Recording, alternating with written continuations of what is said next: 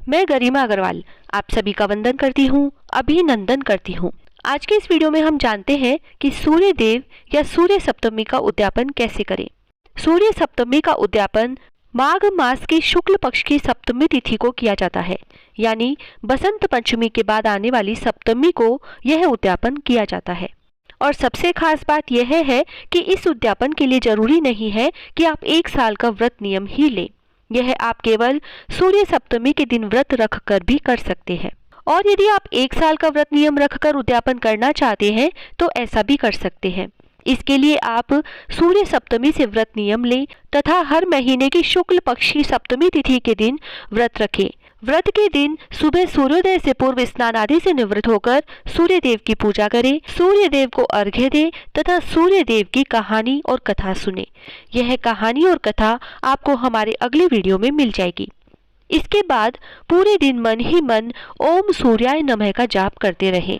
आप चाहें तो इस मंत्र का 108 बार भी जाप कर सकते हैं। इस दिन सूर्यास्त से पहले यानी सूर्य छिपने से पहले भोजन करने का विधान होता है तथा बिना नमक का भोजन किया जाता है।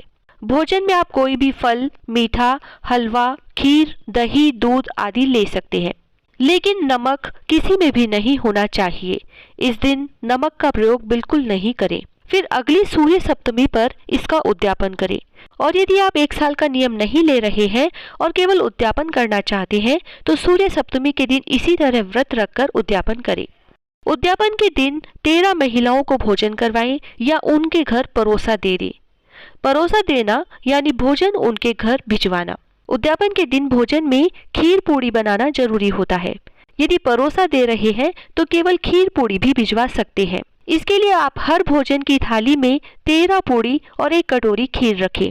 और यदि आप घर पर भोजन करवा रहे हैं तो आप चाहे तो सब्जी भी बना सकते हैं, लेकिन इन सब में यह जरूर ध्यान रखें कि नमक का प्रयोग किसी भी वस्तु में ना करें। और आप ऐसा भी कर सकते हैं कि 13 महिलाओं को एक साथ भोजन नहीं करवाना चाहे तो हर महीने की सप्तमी को एक महिला को भोजन करवा सकते हैं। भोजन के बाद या परोसे में दक्षिणा जरूर रखनी चाहिए।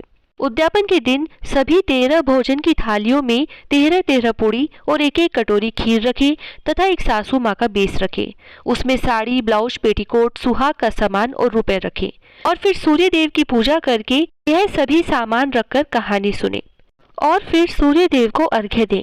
उसके बाद सभी सामान पर रोली की छींटे देकर 7 बार हाथ फेर कर सासू माँ का बेस सासू माँ को देकर पैर छुए।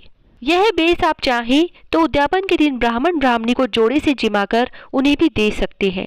तो आपको जैसी सुविधा हो वैसा करें। और फिर उसके बाद में यदि आप भोजन घर पर करवा रहे हैं तो 1 थाली सभी महिलाओं को दे दें।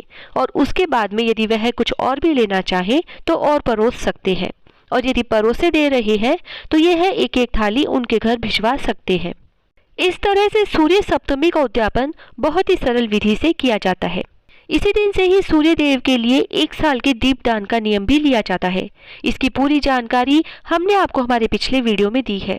यदि आप जानना चाहें तो चैनल पर जाकर देख सकते हैं तथा उस वीडियो का लिंक आपको नीचे डिस्क्रिप्शन में भी मिल जाएगा।